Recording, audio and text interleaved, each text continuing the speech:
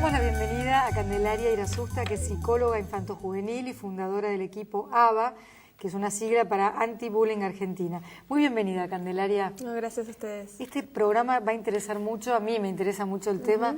Entiendo que hay mucho sufrimiento involucrado, pero vamos a empezar a definir qué sería bullying y qué tipos de bullying existen, porque no es lo mismo molestarse o que haya un conflicto que lo que se conoce como bullying, que además es una palabra que viene de otro lado, así que expliquémosle a la gente. Sí, es muy importante tu pregunta porque justamente a veces se emplea este término de manera crítica, ¿no? Y se tiende a pensar que violencia escolar y bullying son sinónimos y no lo son, o que es lo mismo un conflicto ocasional y circunstancial que una situación de bullying y no lo son.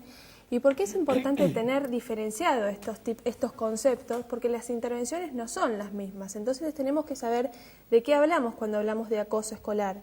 Este término que hoy llamamos bullying, ¿no? Que es un término que está cada vez más informado, que sale cada vez más, no es algo nuevo, digamos. El acoso escolar existió siempre. Lo que pasa es que hay investigaciones donde se ve que esto es un término, esto es una situación que tiene consecuencias graves. Y una cosa que dije que es violencia escolar y bullying no son sinónimos, ¿sí? Cuando hablamos de violencia escolar son situaciones que se pueden dar entre múltiples actores, es decir, que se puede dar de los docentes a los chicos, de los chicos a los docentes, de los chicos entre sí también, o de un chico hacia la institución educativa, es decir, que rompa un banco, que rompa un vidrio. Todas estas son situaciones de violencia escolar, donde en la diaria escolar se dan una multiplicidad de situaciones, ¿sí? Nosotros lo que decimos es que el bullying, el acoso escolar, es como una subcategoría de la violencia escolar. La diferencia es que todas estas situaciones de violencia, ¿sí? Son circunstanciales y ocasionales, y también intervienen, como dijimos, diferentes actores. Las anteriores, las que dijimos recién. Ahora, cuando vamos al bullying, hay algo persistente. Claro, es algo persistente, sistemático en el tiempo, ¿sí? Es decir, que haya un día que a un chico le pase algo, no llega a clasificar como acoso escolar. No, claro. Entonces, la diferencia es cuando ocurre algo persistente, sistemático en el tiempo, que puede durar semanas, meses, incluso años, ¿sí?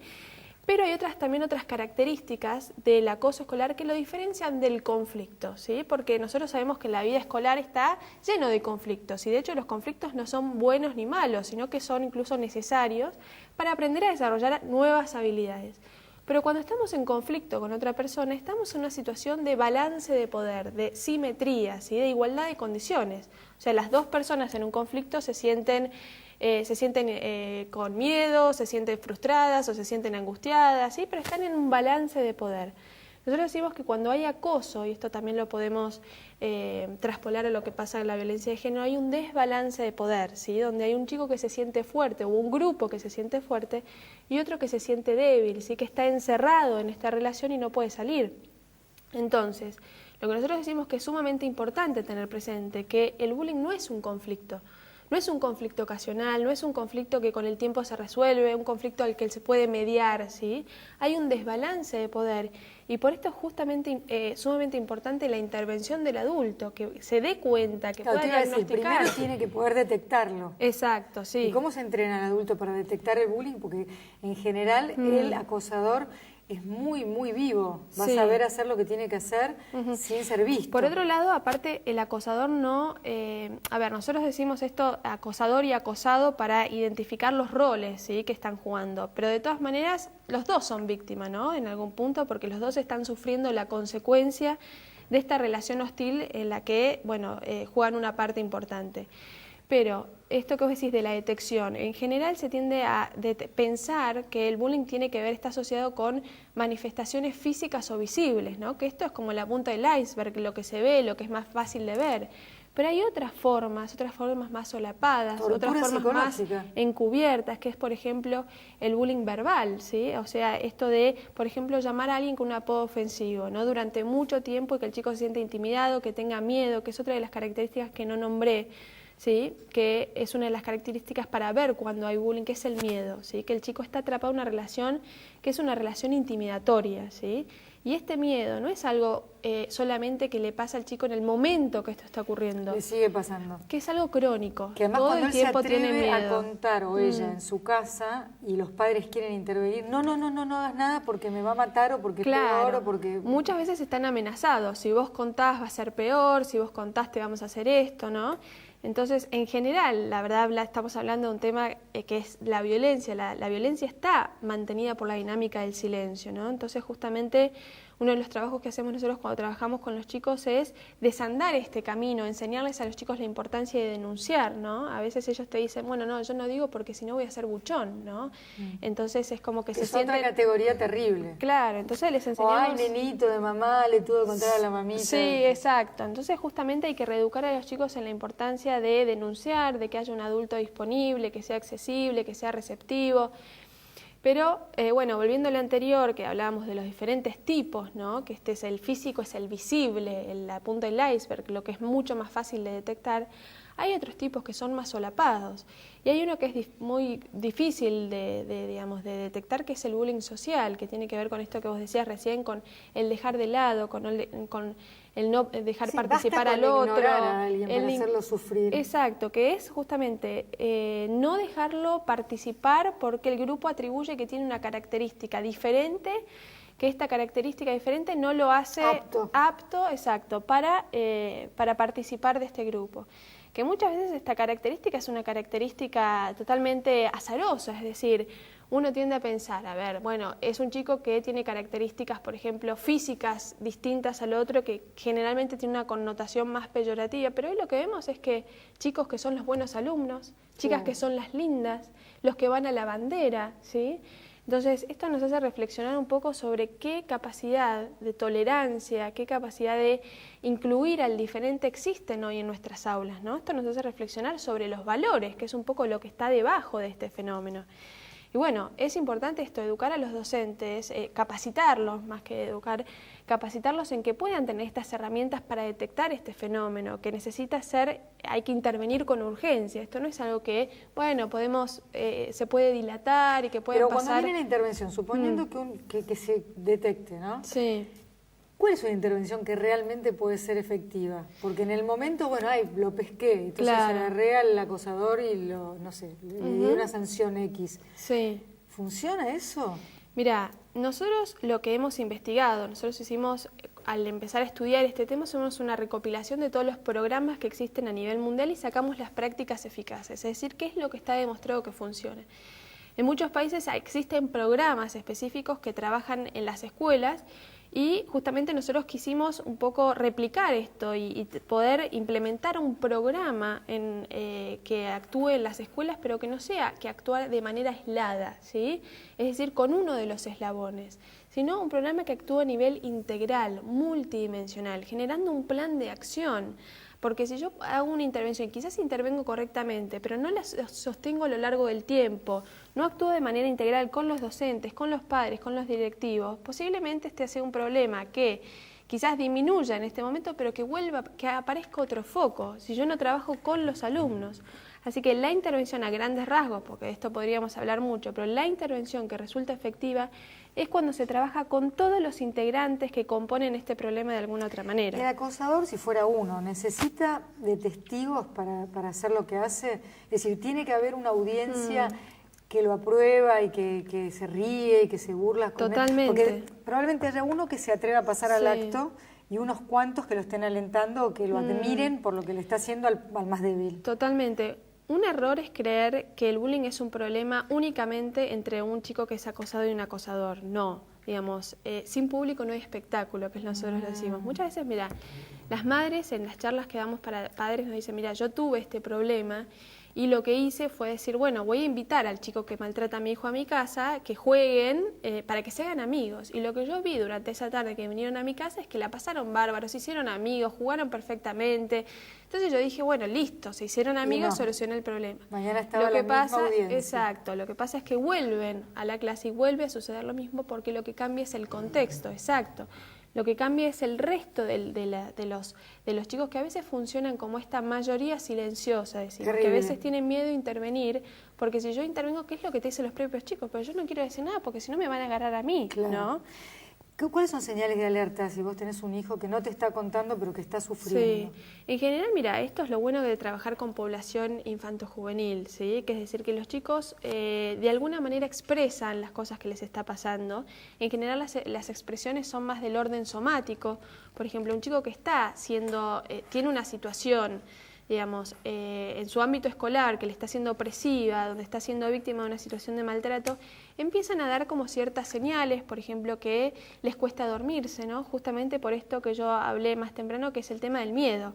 Cuando yo tengo un miedo crónico a algo que va a ocurrir en el futuro y no sé qué es, esto tiene un nombre que se llama ansiedad, ¿sí? Los trastornos de ansiedad están muy asociados a lo que le pasa a los chicos y todos sabemos que cuando uno está muy ansioso, por ejemplo, no puede dormir o tiene pesadillas. La cabeza. Exacto, te duele la panza, la cabeza, muchas veces deambulan por pediatras y los pediatras, bueno, dicen que no pasa nada, ¿no? Y bueno, esto sí pasa, pero tiene como otra explicación. Y empiezan a evitar todas las actividades que hacían antes y justamente los lugares a donde esto puede potencialmente ocurrir. Entonces empiezan a dejar de ir a gimnasia, empiezan a querer dejar de ir al colegio, ¿no? Se ven que estos chicos empiezan a estar muy irritables, ¿no? Y a veces el adulto le dice, bueno, hablábamos antes de grabar, ya está, a mí me pasó, ya te va a pasar, lo naturalizan. Claro. Y eso... Es muy importante, primero, una cosa que nosotros le decimos a los padres, que es tratar de creerles a los chicos, ¿no? Porque esto también es muy erosionante. Estás sufriendo en el colegio, llegas a tu casa y no es que no te crean, pero le bajan la intensidad a tu sensación, que es muy fuerte. Claro, sí. O sea, en realidad te quieren ayudar, pero no te están ayudando, claro, porque no te ayudan a sentir que lo que te está pasando tiene entidad. Exacto.